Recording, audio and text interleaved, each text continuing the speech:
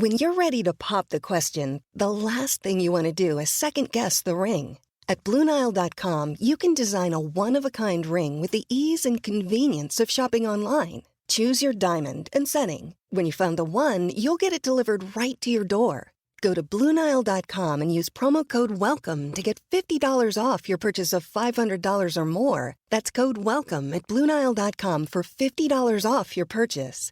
BlueNile.com, code WELCOME. When it comes to teaching kids and teens about money, practice makes perfect. That's where Greenlight comes in. With a debit card and money app of their own, kids learn to earn, save, spend wisely, and invest. Parents send instant money transfers, create custom chores, and automate allowance, while kids track their spending, set savings goals, and practice money skills they can use today and for life. Get 1 month free when you sign up at greenlight.com/podcast. Looking for a fun way to win 25 times your money this football and basketball season? Test your skills on Prize Picks, the most exciting way to play daily fantasy sports. Just select 2 or more players, pick more or less on their projection for a wide variety of stats, and place your entry. It's as easy as that. If you have the skills, you can turn $10 into $250 with just a few taps. Easy gameplay, quick withdrawals, and injury insurance on your picks are what make Prize Picks the #1 daily fantasy sports app. Ready to test your skills? Join the Prize Picks community of more than 7 million players who have already signed up. Right now, Prize Picks will match your first deposit up to $100. Just visit prizepicks.com/play100 and use code play100. That's code play100 at prizepicks.com/play100 for a first deposit match up to $100. Prize Picks, daily fantasy sports made easy. Hello, this is international football commentator Derek Ray, and you're listening to the Ranks FC podcast.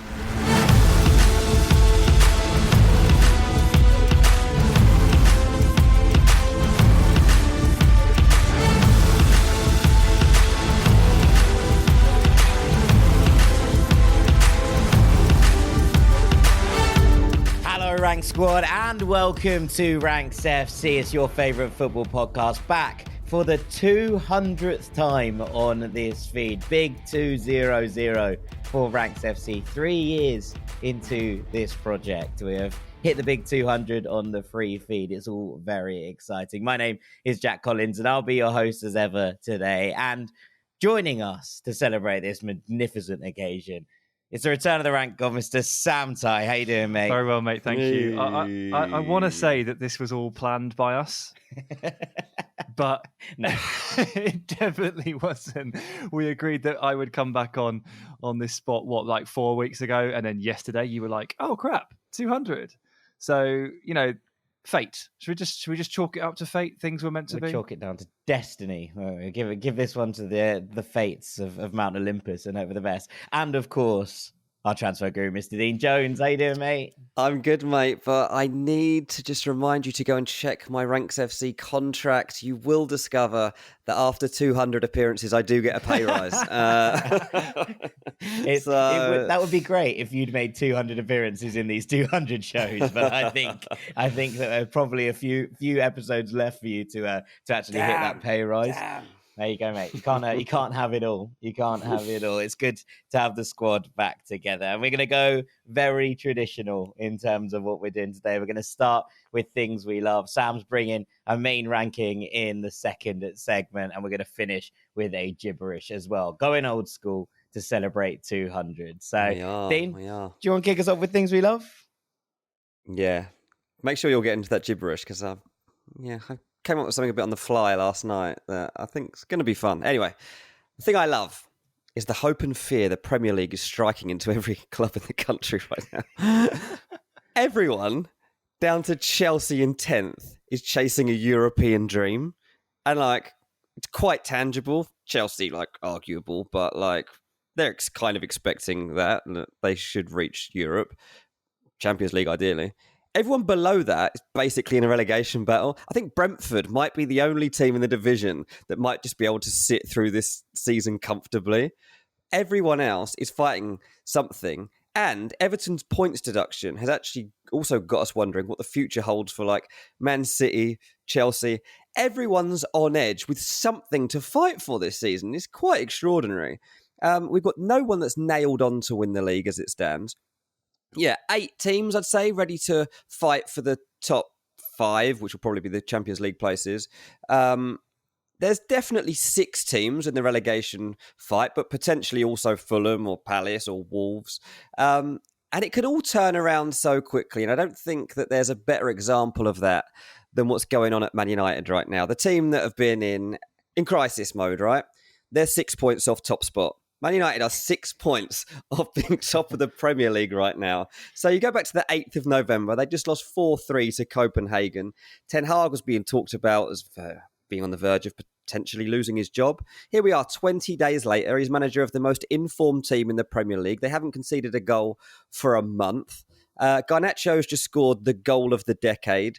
Andre Onana has more Premier League clean sheets than anyone else. 18-year-old Manu has come in and he's been spoken about the best midfielder since Brian Robson, basically, to wear a Man United shirt. Luke Shaw's come back into the team and suddenly they've got a completely different feel and vibe about them. And maybe even he's the guy that can unlock Højlund when he comes back in. He'll finally score a Premier League goal. Anthony Martial actually had a good game the other day and scored a goal. And yeah, they're 6 points off the top of the league. This is hope for everybody in that bottom half of the table, that they can get out of that bottom half, and everyone that's chasing those European spots, that they might actually make it. And maybe those 3 teams that potentially could win the league, that they might be able to topple Manchester City. Man United play Galatasaray. I have to mention this before they lose that game on Wednesday night. I have to mention that Man United, the wheels could fall off as quickly as they've put them on here, and it could all be gone by the end of this week. But Galatasaray, Newcastle, Chelsea, all on the horizon. And Man United fans are starting to wonder if they've turned a corner. And before I finish here, let's just quickly look at what the opposite version of this is, because that's Tottenham Hotspur. 10 games, absolutely amazing. People are saying, could this actually be a title emergence? Or is this just a good start to the season? Well, it's 3 defeats in a row. They've got Man City away at the weekend, so that'll be 4 defeats in a row. They've got about 12 players potentially unavailable for that game. They're still playing well. The fans actually still seem to be really happy when they're at the matches, and they're coming out there thinking, we didn't deserve to just lose to Aston Villa. But they're also wondering, are we about to slide away and become anonymous again? Nobody really knows. Nobody understands what's happening. I love it when I get to do these really random rants at the start of podcasts. And today was the perfect example that I had to do that, because everything is up in the air. Yeah, I've just, before joining you guys for a record, I've just been in Tifo doing a video on, who is actually in the title race. And usually when you ask that question, you sort of start with a sample size of like 4. 1. Or 1. Well, yeah. Okay, so recently it's been 1. Last year it was 2. At max, you're talking 4. I had to start by doing what you've just done, Dean, and essentially ruling out Chelsea and Brentford, because they would need to get about 2.7 points per game from here to win the title. The top half of the table looks remarkable. In fact, the only gripe I've got with you, Dean, there is that you've ruled out Brentford at all, because they're on the same points as Chelsea. So why are you saying Chelsea are in it and Brentford aren't? Because Chelsea expect to be in it and Brentford don't. That's basically... I don't think Chelsea or Brentford will actually make it, if I'm completely honest. No, it doesn't seem that way. I mean, Brentford are solidly mid-table. Chelsea... There are some people out there that will tell you that Chelsea are good. There are some people out there that will tell you that Chelsea are bad. Truth is always probably somewhere in the middle. But definitely can't score enough goals to actually maintain this. But yeah, the top half is absurd. The clustering. I'd say conceding 4 goals a game is unsustainable as well, if that's what you've got in mind. Sure. It's true. Like, to double down on that, like, even then, even those teams, Chelsea and Brentford, who are both on 16 points, 10th and 11th, are only a point above Wolves, Crystal Palace and Fulham. And, Fulham won last night against Wolves in relatively controversial circumstances. And without being funny, Fulham being 1 point behind Chelsea and Brentford, when I don't think I've seen us play well once for a full game this season, is truly remarkable, considering what's been going on and how other clubs are seen. I think the difference between where people are viewed and where they actually are in the table is quite striking at the moment. There are, you talked about Man United there. They've been, that win and this run of form have been impressive on paper, but very not impressive actually in the flesh. And yet they are where they are. And there's only so much of this. And look, we talk about this about Juventus quite a lot, just to kind of put a comparison.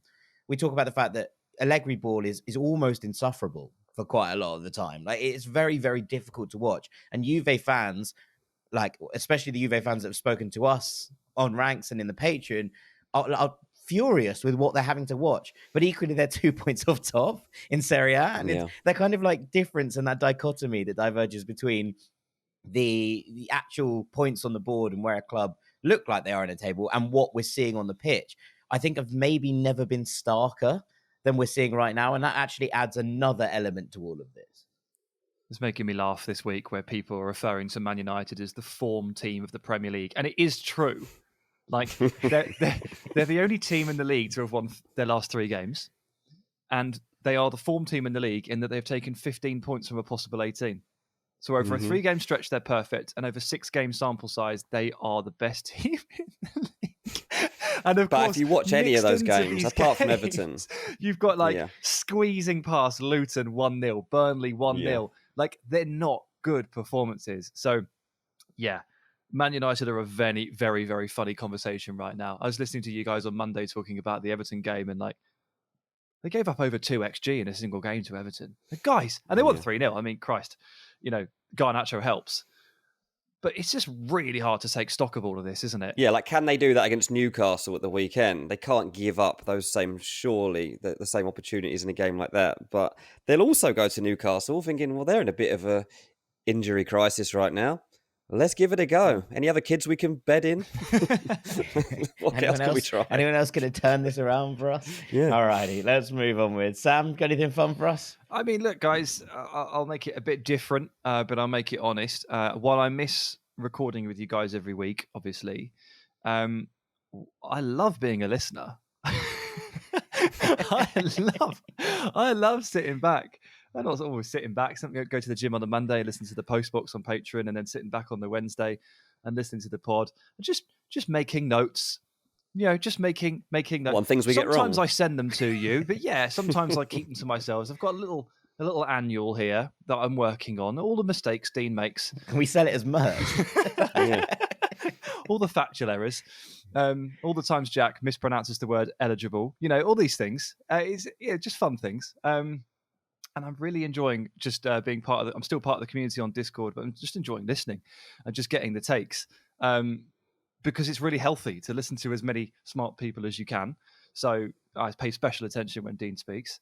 And it's great to have that experience, honestly. You guys are a cracking listen still. And it's a pleasure to tune in. It just feels so different as a listener rather than a consistent contributor when you're listening back and actually in the conversation. It's hard to explain. But it's, for now at least, until I get super bored, I'm really enjoying being a listener of the pod. Fair play to you, mate, for us still listening. Like, would I listen to you and Jack? Yeah. Thanks, mate. That's very kind. That's very kind. I'm going to wrap us up with my favourite thing that's happened over the last couple of weeks, which is Sergio Ramos returning to full goblin mode. Now, Sergio Ramos had the most Sergio Ramos afternoon I've ever seen at the weekend. Real Sociedad beat his Sevilla 2-1. And in the 88th minute, Ramos was originally given a second yellow card for basically two-footing Bryce Mendes on the edge of the box. And Sergio Ramos was incensed with this decision. I'm not sure why, but Sergio Ramos was absolutely incensed. Anyway, he took the second yellow card. He was going mad at the referee. And he went to the referee and was like, no, you need to go and have a look at this on the monitor. Now, I don't think the ref went and looked at the monitor because Sergio Ramos told him to. I think he was probably instructed to go and have a look at the monitor. So he did. He trotted over, had a look at it, came back onto the pitch and went, yellow card, cancelled. No yellow card. And Sergio Ramos is kind of got away with it. Pulls a straight red out. And so Sergio Ramos managed to get sent off twice in the same game, which is truly stunning, but also managed to upgrade himself from a 1-game ban to a 3-game ban, and then got Jesus Navas so obsessed and so angry that Navas got sent off as well. It was like the influence he's having on a normally very calm, very mature, very sensible Jesus Navas, and getting him sent off as well. So both of them get red cards. Rakitic, in the midst of all this, is just giggling. all you can see is Ivan Rakitic in the back of the screen just laughing his head off. And it really, really did make me laugh. You add that to the fact that he was the one that went and presented Shakira with her Latin Grammys award for her diss track against Gerard Piqué. And these 3 weeks or so have been just peak goblin Ramos. And it's made me incredibly happy. It makes me laugh so much. And him managed to get himself upgraded from a 1-game ban to a 3-game ban is potentially the most Sergio Ramos thing that's ever occurred on the entire planet. And I thought it would be disingenuous not to bring it up on the podcast, because I was looking at it and I got the double notification from LiveScore. You know, it's like red card. And I screenshotted it and I tweeted it being like, even for Ramos, this seems extreme. and then the actual reality of the situation was even madder than the idea that had just been gotten wrong. So, yeah, I really, really enjoyed it. It made me laugh. It helped that Sevilla obviously lost. But as I say, shock. On the cuff. Shock. You thought it was funny that Sevilla capitulated and lost. Yeah, but it wasn't even that. It was just the fact that it was happened in this kind of style. The fact that Ramos managed to outdo himself. Was it 29th red card of his career, I believe? That means he's been banned for almost 2 full seasons of his career in terms of league games. This man is a law unto himself in so many ways. Brilliant. Look at the glee in your face if you've said all that. It really is a thing you love. Stop laughing. Like, it really was one of those moments I couldn't stop laughing. All right, with that, we're going to pull things we love to an end. After the break, Sam's going to be leading us in a ranking of the best centre-backs in the world. Cannot wait for this one. Don't go anywhere. Welcome back to Ranks FC, and it gives me great pleasure to hand the floor to the rank god, Mr. Sam Tighe. Yeah, it doesn't give me great pleasure to take the spotlight here, because I came up with an idea, pitched it to you. You guys said, that sounds good. I went down to do it and realised I'd set myself up for failure. This was one of the most difficult things. Maybe I'm just like, am I rusty? You know, I just haven't put together enough rankings recently, and you know, need some WD-40 on the old ranking gears. Yeah, I should have played a game for the ranks under 21s first to get some match fitness in place before I took on such a job. But you could have hung around with Dylan and Reese for a day. But here I am, and I've tried to rank the top 5 centre backs in world football. Always a good debate, I think. People are always interested in this one, and it's difficult for a reason. It's because it's interesting, which is a good start. Jack, I'll tell you now, you're going to hate this. Dean, I think you'll be all right with it. That's my prediction. But I'm going to start at number 5, as is tradition, and this is where I'm going to put Kim Min-jae of Bayern Munich, who's I'm going to start with a hat tip to head coach Harry Brooks, who wanted him to sign for Spurs all the way back in 2020. Wow. I checked this because I remember Harry talking about him a while ago. This was when he was playing in China. He hadn't even moved to Fenerbahce at this point. How had Harry Brooks seen him? I don't know, but the tweets are there. You've got the receipts.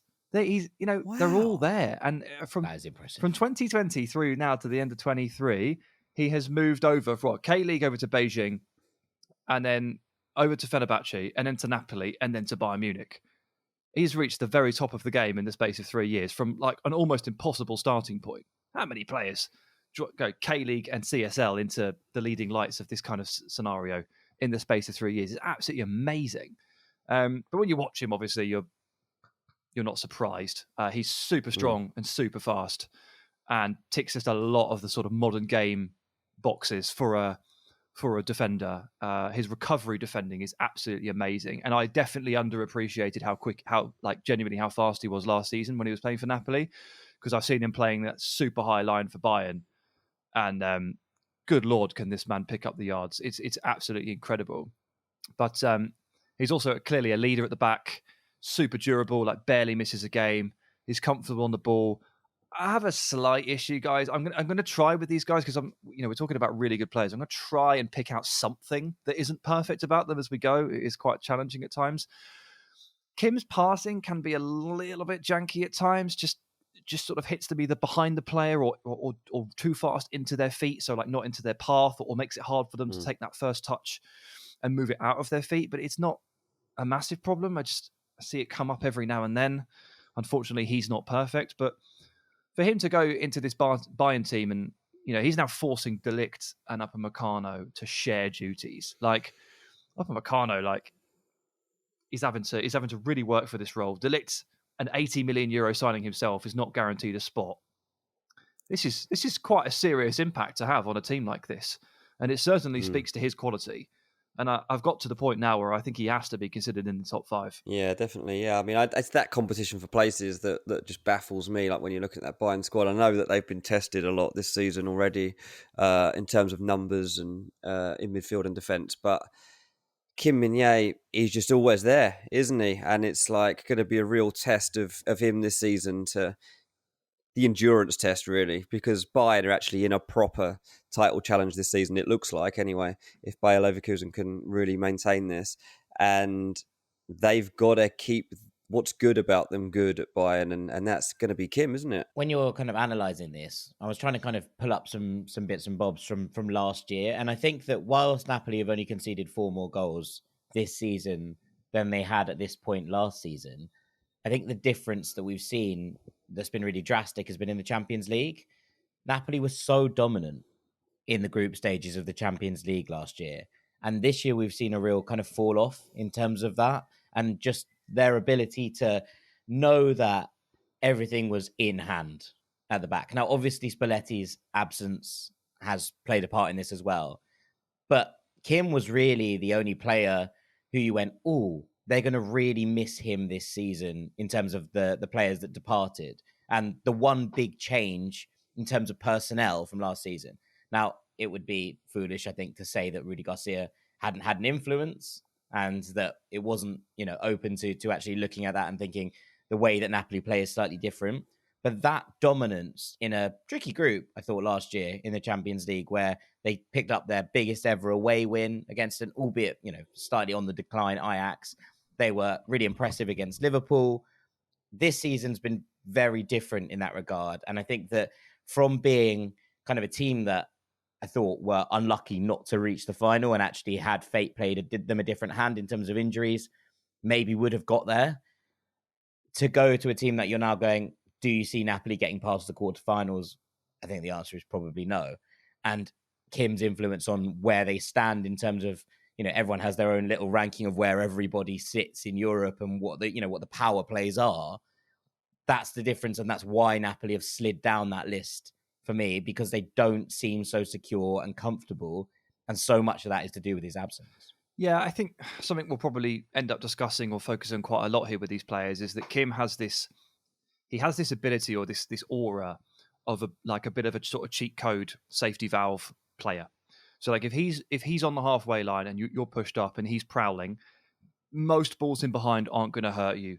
Most balls up top aren't going to hurt you. It's not going to lose his duels. He can recover into the channels. He's really fun. He can deal with quite a lot of stuff, right? He just sweeps up around the back, and that 9 out of 10 attacks against you will not amount to anything. Puts out fires, right? So Napoli no longer have that player. Bayern have that player. I mean, Upamecano should be that player, but he's just not. He's too mistake prone to be relied upon as that player. But Kim is not mistake prone at all. He doesn't make mistakes. So that is a quality that is quite prevalent in my list. And when you're talking about the best players at this position in the world right now, really a good way to think about it is like, are they a safety blanket in terms of like, can they actually just single-handedly dismantle like 9 out of 10 attacks against your team? And if they are, if you see a player and you think he is that player, he's probably deserving of a spot in this list. Yeah, absolutely. It seems like a nice place to take it on to number 4. Yeah, another player that I see in this mould, although this might cause a bit of a stir, because he has more to prove in terms of where he's reached, the competitions and stages he's reached. But I put William Saliba at 4. Ooh. I think Saliba is just stunning these days, just stunning. And he's one of those players that when you evaluate him, you get that really helpful hand of, at the end of last season when he wasn't in the team, what did the team look like? So sort of what we've just been talking about with Napoli there, with Kim, without Kim. Arsenal without Saliba, the back end of that team completely and utterly fell out.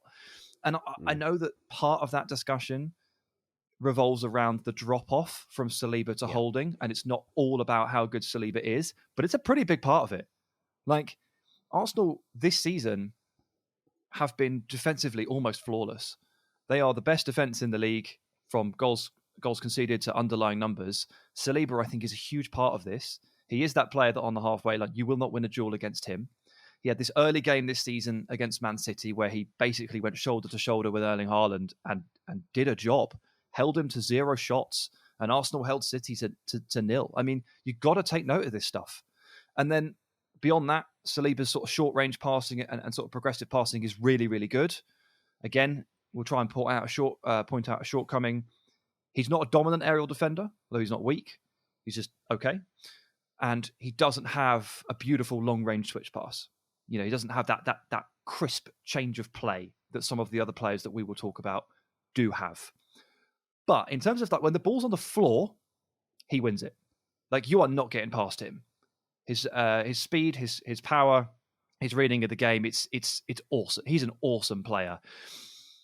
I know that some people want to see him play on the highest stage before putting him in this pantheon, but I'm ready. Like, I don't think I should hold that against him. Maybe I already have by only putting him fourth. There's probably an Arsenal fan out there saying, he's too low.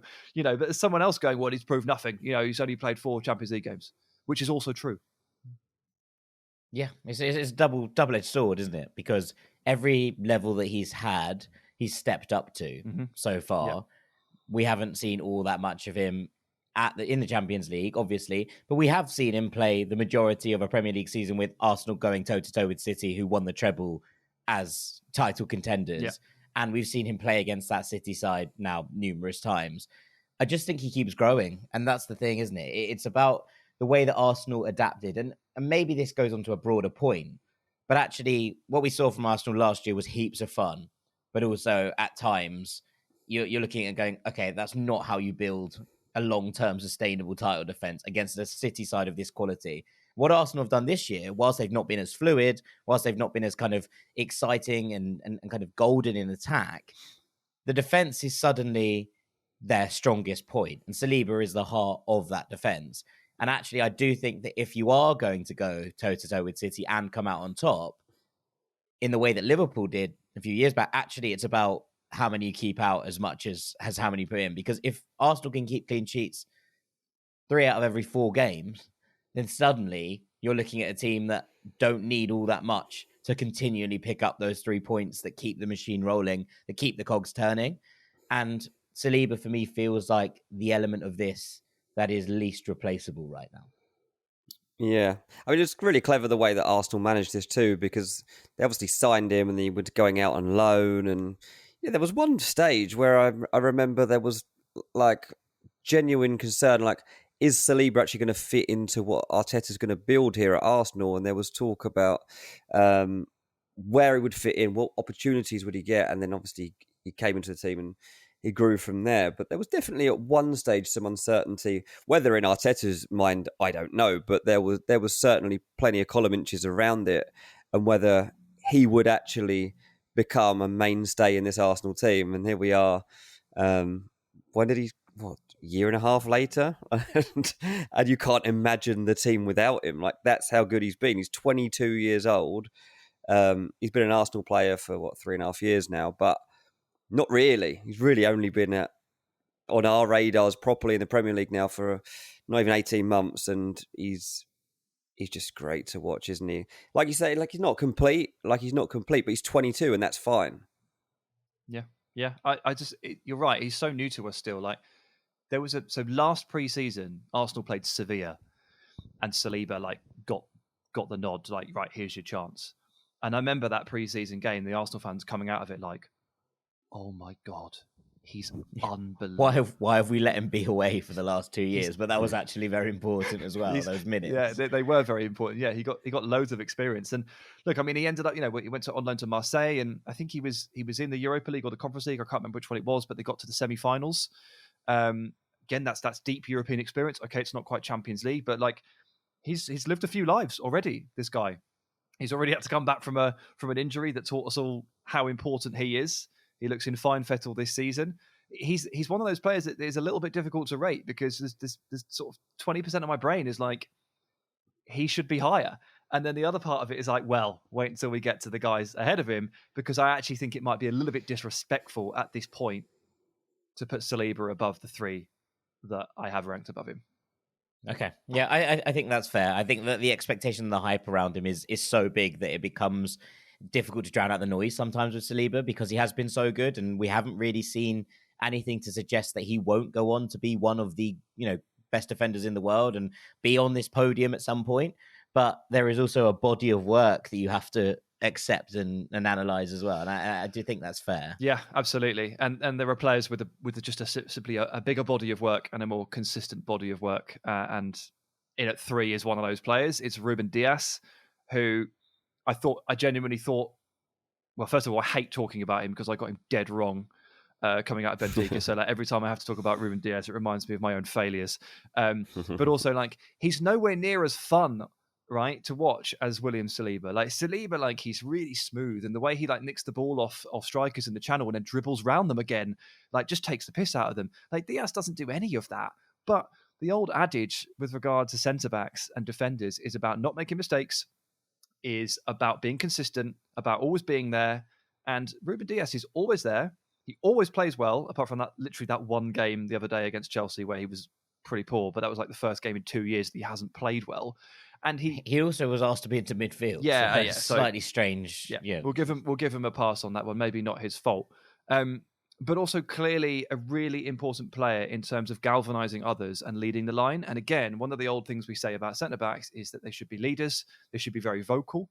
And Ruben Dias, I think, is a perfect example of someone who elevates the others in the line just by simply being there and guiding them.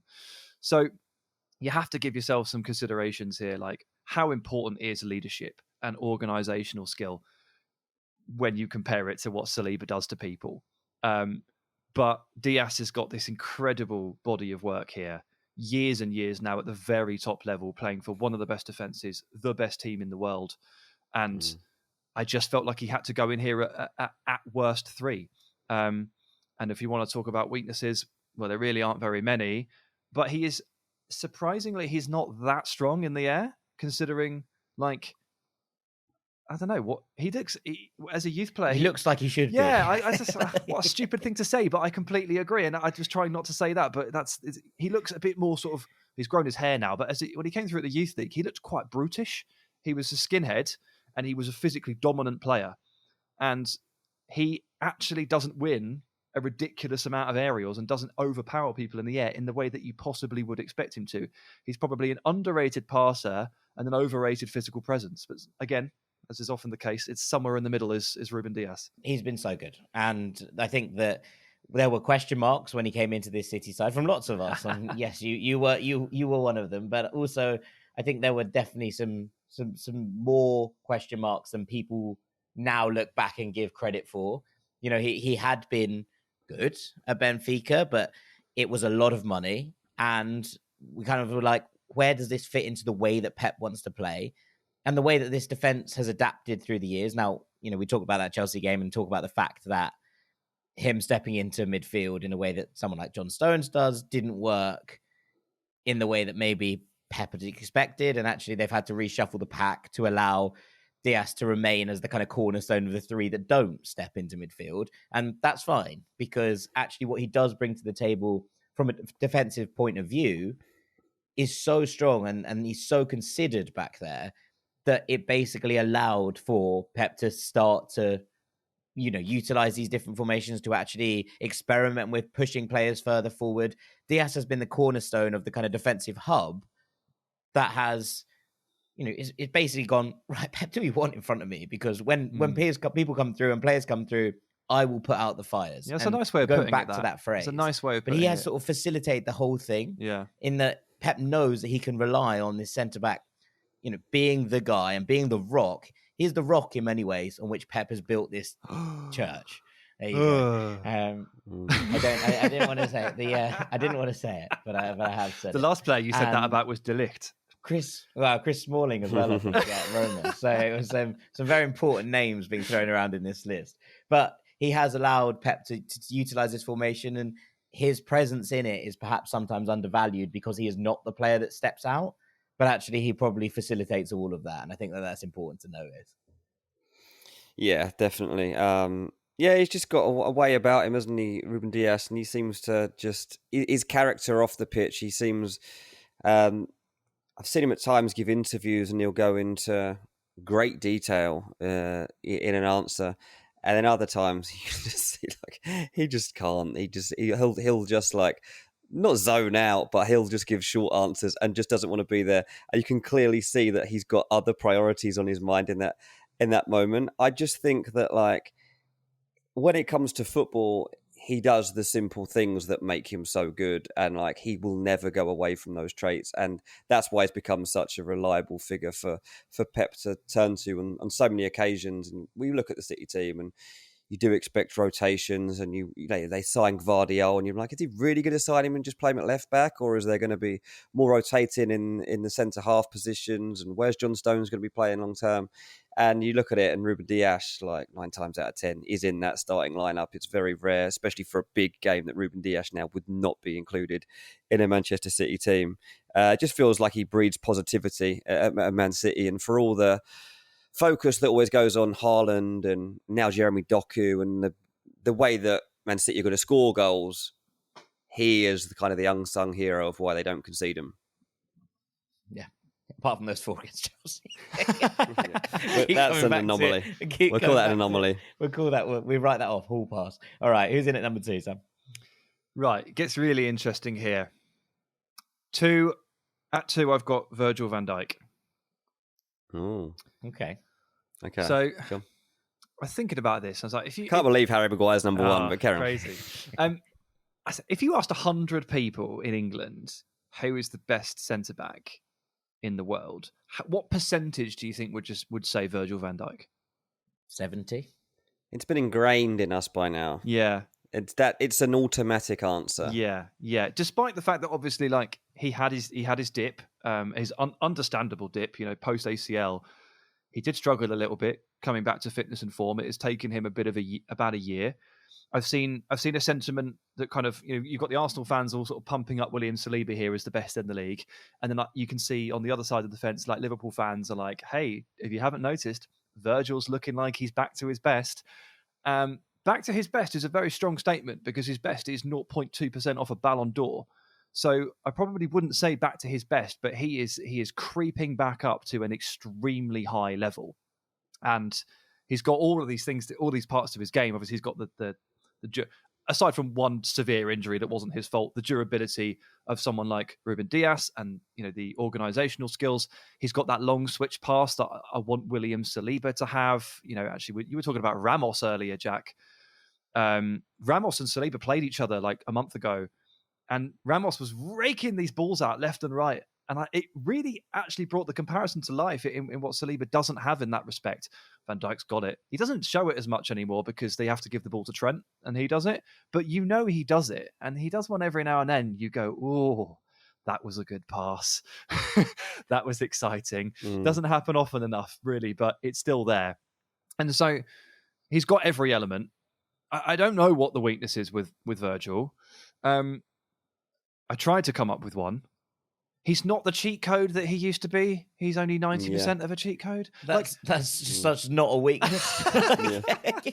It's so unfair to call that a weakness. I know. But I agree with you. It's very difficult to pull one out. I mean, like there is so little lacking. So do you remember when players would like actively avoid running towards him?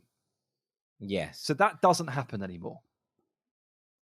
How's that for a weakness? Yeah, it's still not bad, is it? But settle for it. But he's still pretty damn good, and I've still got him good enough to be second. Yeah, exactly. Second best centre back in the world isn't a bad place to be, I don't think. Unless it is Harry Maguire that's beating him, then he might have a problem with it. I've got a weakness. Well, not a weakness, but it's a gripe with Virgil van Dijk. Go on. And my gripe not his aftershave, is it? He's no longer allowed to take free kicks, and he hasn't been for ages. And I remember him scoring 3 absolute worldly free kicks for Celtic and being like, oh my God, this bloke can absolutely hammer free kicks. And he went to Southampton, and obviously James Ward-Prowse was there, so he didn't take any free kicks there. And then he went to Liverpool, and they have Trent and Mo Salah, and there's lots of players who can strike a ball. I miss Virgil van Dijk taking free kicks. That's the biggest gripe I can give him. And to be honest, it's a very low-key one. So it's one of those. But I would like to see it a bit more. Just the occasional... The Lewis Dunk give it Virgil. graduation. Because Dunk's just started like knuckleballing stuff, hasn't he? It's like out of nowhere. Yeah, but that's what I'd like to see. That's the main thing in Virgil van Dijk's game I'd like to improve. But apart from that, I agree. It's it has been a little bit of a road back from that ACL, but I think that we're now looking and there was a moment obviously this season where Liverpool didn't play Virgil van Dijk. I think it was the Europa League game against Toulouse, and suddenly the amount of shakiness at the back was sort of doubled, and you're like, oh, okay. The influence he still has on this side is remarkable. And we're talking about other very good defenders here. We're not talking about, the drop-off being as drastic as it was from Saliba to Holding. We're talking about players coming in who, are very good. Matip stood in for him, who we know is an excellent defender, even if he is coming slightly more to the tail end of his career. And you're kind of going, wow, if that's the difference, and this is a Toulouse side who, whilst are very fun and good to watch in an attacking sense, and Taitalinga had a really good game in that game, there is that kind of sense that you're looking at it and going, if Virgil van Dijk was on this pitch, Liverpool just don't concede 2 of these 3 goals. And it's an impressive thing to kind of knuckle back on and be like, wow, that's an important moment to remember. So you must be wondering how the hell this guy isn't first. Yeah, I am a bit. I'm a bit confused. I'll be honest. I wasn't sure where you were going to go with this, but I didn't think you would have Virgil van Dijk at 2. No, but you have figured out who number 1 is, right? Well, I'm wondering if it's someone we go back to with the treble winners who might not be quite a centre back anymore. Yeah, you're onto something there. I wasn't sure where to go with this one, but in the end, I've decided to count him as a centre-back, and therefore I have put him first, John Stones. It might be disrespectful to call him a centre-back. Is he more than that now? Has he evolved to be? He's not just. You can't give John Stones a position. He's position fluid. He is John Stones. That's it. The Barnsley Beckenbauer was a nickname people gave him as a bit of a joke. But bang on. Bang on. And Beckenbauer didn't necessarily have a position. He just kind of roamed. And this is ultimately where John Stones is now. But I decided to call him a centre-back because City, off the ball, do defend with the back 4. And when Stones is playing, even when he's pushing to midfield, he is at centre-back. The alignment is that off the ball, he is centre-back. So I've decided to call him that. And with that in mind, I have to give him his respect. He is a genuinely absurd footballer now. We always field this question, don't we? Could that centre-back move into midfield? And I almost always say no, because the game comes at you from so many more angles. It's not just everything's in front of you and sprints in behind. It's people are trying to take the ball off you from 360 degrees. And I pretty much never back any centre-back to move into central midfield at the elite level and perform. And John Stones has done it. He's just great at literally everything. And he's ultimately playing 2 positions at once, and he's playing them to an elite level. He's playing centre-back and central midfield for the best team in the world. He is a counter-pressing machine. He's stopping attacks. He is working the halfway line and recovering in the channel. He's got 70% aerial win rate. His progressive passing and his dribbling is better than almost everybody. And he's essentially the tactical key, the X factor that elevated City last year into that unbeatable mode that got them over the line, got them to the title, and got them to the Champions League. So I decided to not count his hybrid role against him. I decided to give it the praise that it genuinely deserves, because what the guy is doing is frankly, I'm not sure I've seen anyone do it. Honestly, I'm actually flabbergasted, and I'm not sure anybody else could. He is a bit of a unicorn, isn't he? That is the way of it. Yeah.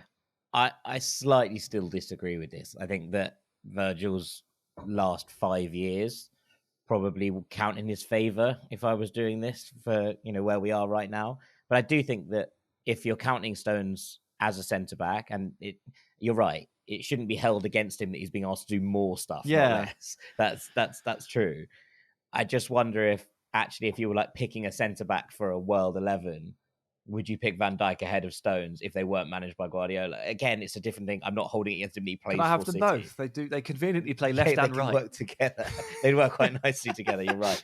But I think I would probably have Virgil just above Stones. But I absolutely can't fault your logic in putting him in here either.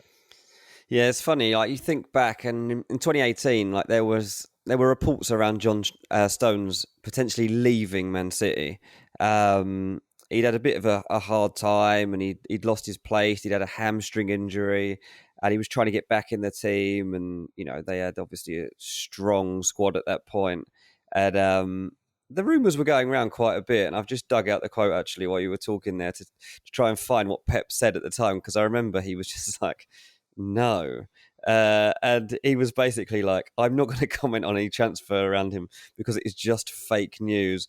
And he starts to explain why he's so good. He was like, look, John is not going to move. I don't know how long I will be here in Manchester, but as long as I am here, John Stones will be here. First of all, he's an effing amazing guy, and he's going to stay here with me. He is a joy to train, and I just want to help him. And he kind of talks about like his strengths and stuff, and how he's getting better, and the competition he faced at the time from like Aymeric Laporte and stuff. And obviously they've had Otamendi, and they've had all sorts of rotations, and Vincent Kompany's been there, and John Stones has come through it all, and now he's got new competition for his spot. And you even consider him on the international stage now of England. I was just saying, I can't remember what episode we were talking about it, Jack, but we did one recently, and it was when I ranked England. It was when I ranked the favourites for the Euros, and I put England in at 3, didn't I? And everyone at the moment is ranking, and they're all putting England in at 2. And I was like, the thing is, like, you take Kane out, you take Bellingham out, or you take John Stones out, and England are not going to win the Euros, because those 3 people are irreplaceable, and then they really are, aren't they? And John Stones is that important. And I think a lot of people will probably be surprised. Not just that John Stones is one, but that John Stones is actually this good. Like, I do think it's lost among, I say, a more casual fan for sure, but I don't think if you went out in the streets and asked people who is the best centre-back in the world, any of them would say John Stones. Maybe in Manchester, but not in the general. No, but again, they might be sort of what Jack was saying there. They might be guilty is the wrong word, but in air quotes, guilty of looking at it in too much of a traditional sense. So again, like if you were to pick that world 11, like would you pick him?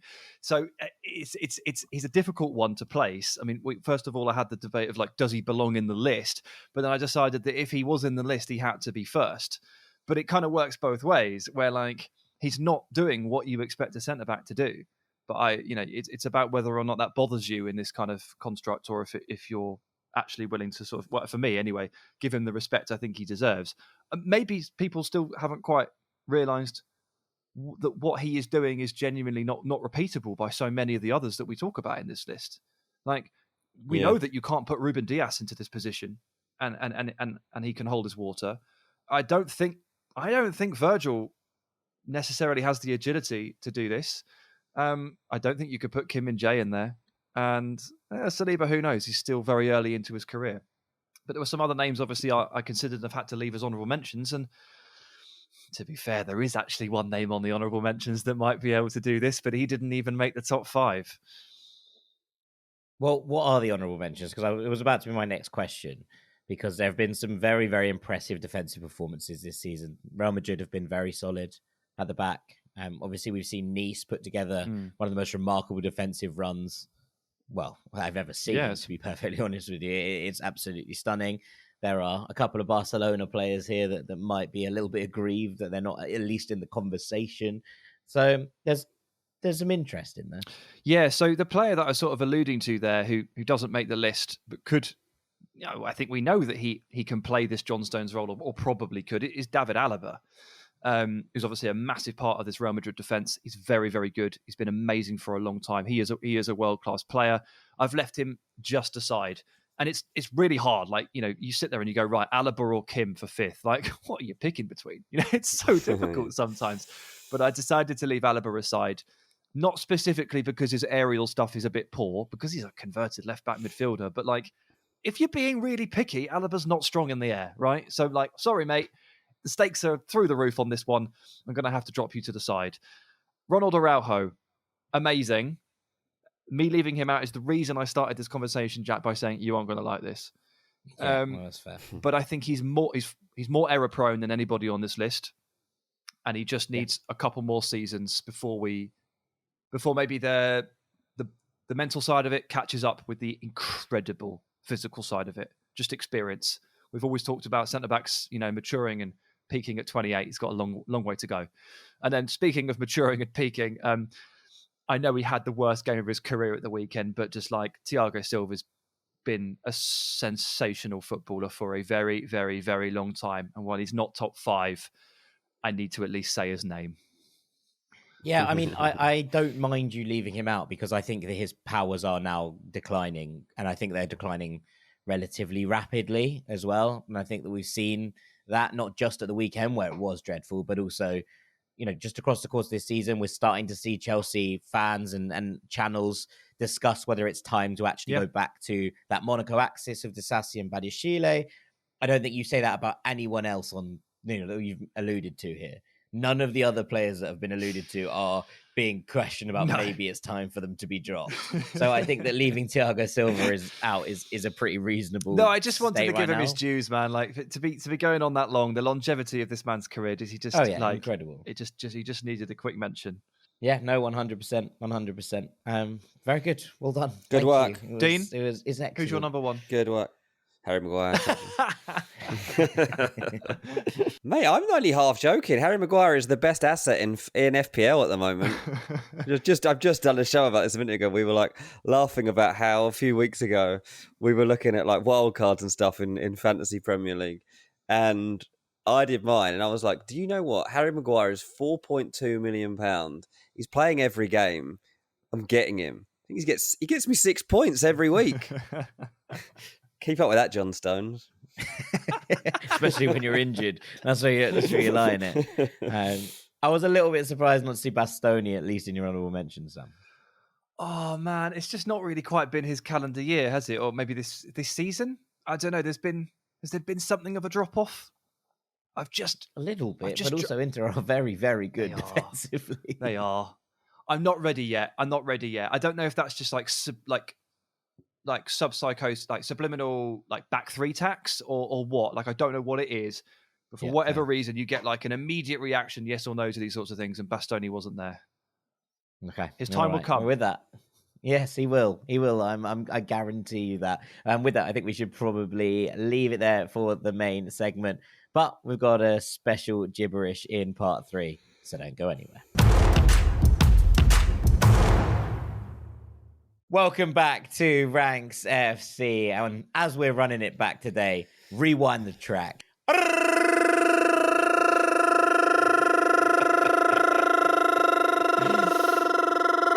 That's the gibberish alarm.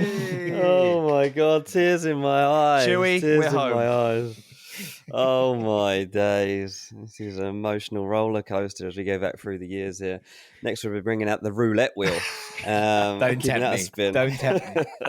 So it's 200 up, lads. 200 episodes of Ranks. And I thought, well, probably should do a gibberish based around that somehow. And I thought, well, what's been a theme of 200 episodes of Ranks? It's like, well, Jack's produced every single one of them and he's put every single one of them out. And genuinely, we wouldn't have a podcast because me and Sam did give it a crack a couple of times.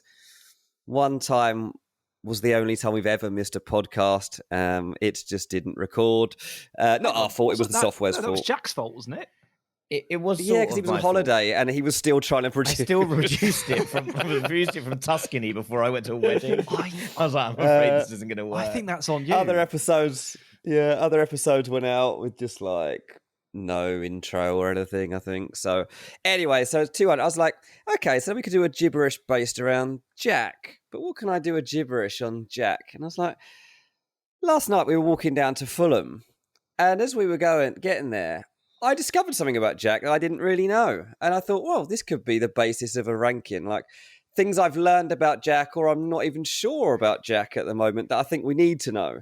So I've put 3 things together about Jack that I think we all just need to have a little chat about just to end the show today and celebrate 200 shows of Jack. And at 3, this is what happened, Sam. Sorry, Jack. yesterday. Before Jack, are you feeling like you're in a safe space? Like, I hope so. Let's see how we go. Mostly good. Sounds like It's a mostly lot good. like an intervention. No, it's mostly good. But we were getting to Fulham last night, and me and Jack sit one block along from each other. We can see each other in our seats. And we're just going in with our season ticket. And Jack's suddenly like, "Oh, I'll see you later. I'll see you." Where are you going, mate? We go in the same spot? And he goes, No, I have to go in gate 41.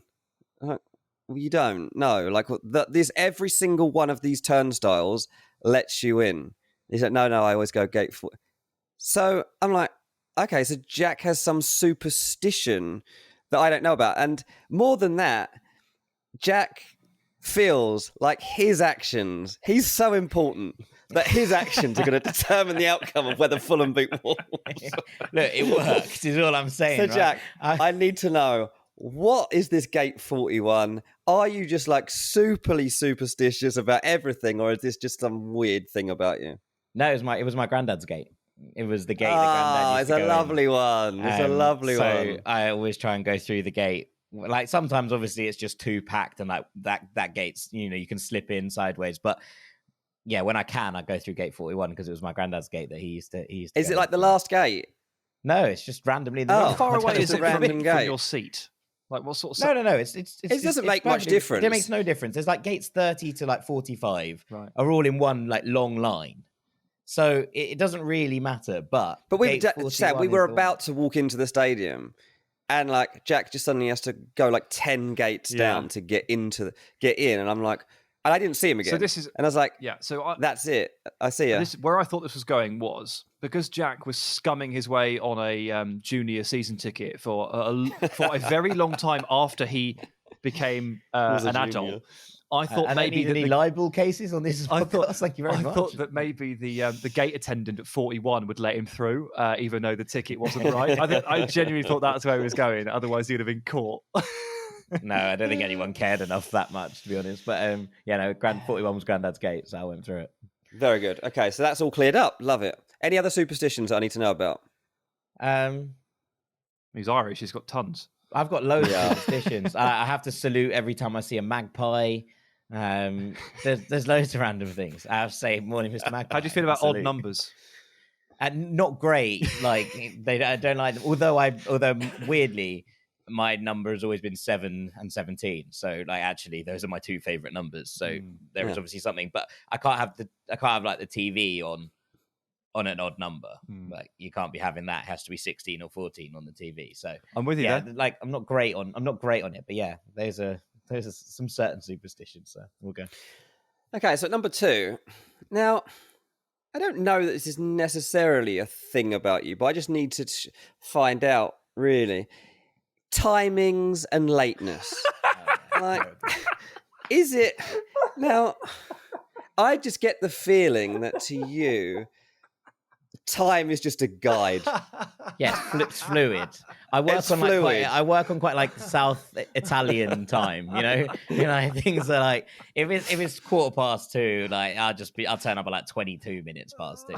I'm very bad at timing. It's roughly an area of time. It's not like this begins this, if we were to say a podcast begins at 2, like you might start getting ready for the podcast at 2, or live score, we begin record, we got to meet in there at 10:30.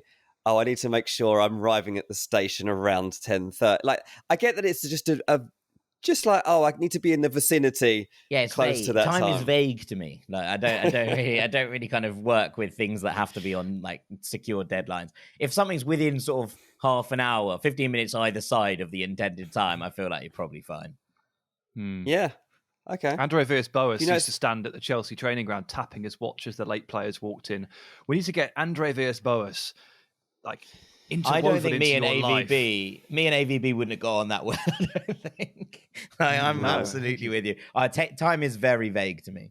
It's sort of like, as you say, it's a vague guide of things you should. Like, I thought so. Around. I thought that might be something that I'd seen, and that listeners would never know about Jack. So I'm glad I've uncovered that one as well. I'm sure Sam's noticed poetic that license, right? Poetic license. Sure. License. Sometimes time is relative. Like if you're meeting a friend at 10ish, sometimes it's not. Like if a game kicks off at 3. Does that ever? Yeah, you're not late for games, are you? I'm not as bad anymore, but I used to be under the illusion that walking from the Duke of Cornwall to Craven Cottage took 15 minutes, when actually that walk is more like 25. And so we'd often set off for the game at 22 and then be like, that's weird that we missed the first 5 minutes. I get the feeling last night when we were having a pint, actually, we were willing to do that last night when you were looking 100%. To order a pint at 25 past 7 and we were half an hour from Craven Cottage. We didn't have that. You didn't have that pint, so that was fine. He literally forgot your order, and that's probably a good thing. Probably. Right for the best. At number 1, I don't know this is necessarily a big surprise to people, but you might be the nicest person I've ever met. You do not speak badly about anyone. You don't seem to hold any envy. You don't seem to spite anyone. You don't seem to, I don't know. You just always seem to give people the benefit of the doubt, even if they don't deserve it. And that's quite a rare quality, almost annoying sometimes, that I want you to moan about someone and you won't. But yeah, I think he's a very positive guy. Yeah, he is, isn't he? Gets excited about stuff, Gets very excited about Girona are doing well. Let's talk about that. And we were like, yeah, it won't last. And he's like, no, they're good. And we're like, won't last. It's two different personality types. Where does your optimism come from? Why do you like everyone? I don't know. I've always been quite. It's a miserable world. I've always been quite peoply. I've always quite liked human beings, which is a good thing. But I did just sort of make. I think about 10 years ago, I made a New Year's resolution that I was just going to be happier about everything, and I've stuck to it pretty resolutely for a decade because life just got a bit easier. To be honest, I was like, I just don't need to scrap. It's quite nice. I'm just pleased with other people most of the time. It's a choice. There is a Jack's Guide to Life. There's a book in there's a Scroobius Pip lyric where he's like, how hard is it to decide to be in a good mood and then just be in a good mood? And it's something that has always stuck with me. And I was like, it's quite annoying for everyone else, if you're not in a good mood. So when I'm just like, well, if I could just turn this into something positive, then it's probably for the best, isn't it? So mate, it's easy. See, I find life easier with it. Apart from 200 episodes. I don't like timekeepers. Yeah, we all get angry when you're late, but you're all right. Walking in with a smile on your face and everyone's waiting for you. Hello. 200 episodes of happiness. Exactly. That's joy for you. That's joy for you. Oh, that was fun. Did a bit of gibberish. Nice one. Thank you, mate. I appreciate that. That was very kind. So thank you very much. And with that, I think it's probably time for us to call it a day. And the reunion is over. Is a massive thank you to the rank god, Mr. Sam Tighe. Cheers, mate. Thank you very much to our transfer guru, Mr. Dean Jones. Cheers, mate. I've been Jack Collins, Knave of Hearts. This has been Ranks FC and our 200th episode on this feed. We hope that you've enjoyed the show today. We will be back with a Champions League takeaway on Wednesday night. And then, of course, there will be an extra episode over on the Patreon as well, where we'll look at Europa League and forwards to the weekend as well. Thank you so much for listening as ever. And we'll see you very shortly, Ranks Squad. Take it easy. Peace. Hey, Brad, you know how Nationwide is more than an insurance company? Yeah, they're one of America's largest financial services companies. We get that in a song like business, life, retirement. Or Nationwide's there to protect. I'm kind of the jingle guy. Not sure I agree with that. Well, I'm not sure I like your hat. Well, it would never fit on you. Products issued by Nationwide Life Insurance Company or Nationwide Life and Annuity Insurance Company. The general distributor for variable products is Nationwide Investment Services Corporation, member FINRA, Columbus, Ohio. Hey parents, Greenlight is here to take one big thing off your to-do list, teaching your kids about money.